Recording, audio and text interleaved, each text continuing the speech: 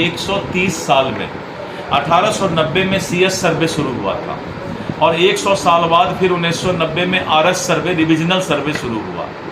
विपक्ष के कुबत की बात नहीं थी कि वो 130 साल में बिहार के ज़मीन का सर्वे करा लिया और उन्हीं लोगों का पाप है जो कि आज पूरे बिहार में ज़मीन विवाद में 60% केस थाना में ज़मीन विवाद का होता है और करीब 30-35% केस कोर्ट में जो है ज़मीन विवाद का होता है। तो इतने आज़ादी से लेके आज तक और आज़ादी के पहले, तो आज़ादी से लेके आज तक जो सरकार थी उनकी इच्छा शक्ति बहुत कमज़ोर थी, जिस कारण से उन्होंने सर्वे का काम पूरा नहीं कराया। नीतीश कुमार जी के नेतृत्व में करीब 10,000 स्पेशल सर्वे अमीन की नियुक्ति की गई और ये स्ट्रॉन्ग विल पावर है सरकार का, बहुत मजबूत इच्छा शक्ति है कि जो काम 130 साल में नहीं हुआ वो काम सरकार करवाने जा रही है। और लोग अगर विपक्ष के बोलते हैं कि आपस में इसमें विवाद हो जाएगा, कुछ नहीं होने वाला है।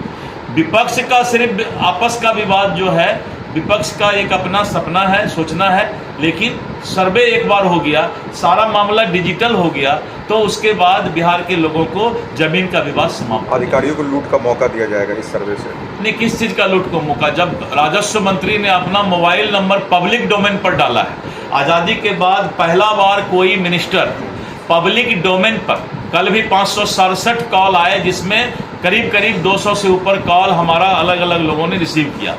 मैंने डाल दिया है कि अगर कोई सर्वे में आपसे पैसा मांगता है तो उसको टांगने का काम ये राजस्व मंत्री का है, आप चिंता मत कीजिए। कि जो सर्वे का काम चल रहा है उसमें हम लोगों ने अभी ग्राम सभा का शुरुआत करना है और करीब 22,000 गाँव ग्राम सभा लगाया जा चुका है। उसमें हम वहाँ के मुखिया, पंचायत समिति, वार्ड मेंबर को कह करके पूरे गांव के लोगों को इकट्ठा करते हैं और इकट्ठा करके उनको बताते हैं कि आपको बहुत ज़्यादा इसमें चिंता करने की आवश्यकता नहीं। सारे कागजात हमारे पोर्टल पर हमारे राजस्व कर्मचारी के पास उपलब्ध हैं। अगर किसी तरह के कागजात की कमी है तभी आपसे हम उस पर सवाल करेंगे या वो कागजात की मांग करेंगे। पहला। दूसरा कि बहुत लोग ऐसे हैं जिनका कि बंटवारा नहीं हुआ है और गांव में होता है क्या कि दादा बेटा उसके जो परिवार के लोग सब हैं, सभी लोग अपना अपना ज़मीन आपस में बांट लेते हैं और उनके कब्जा में।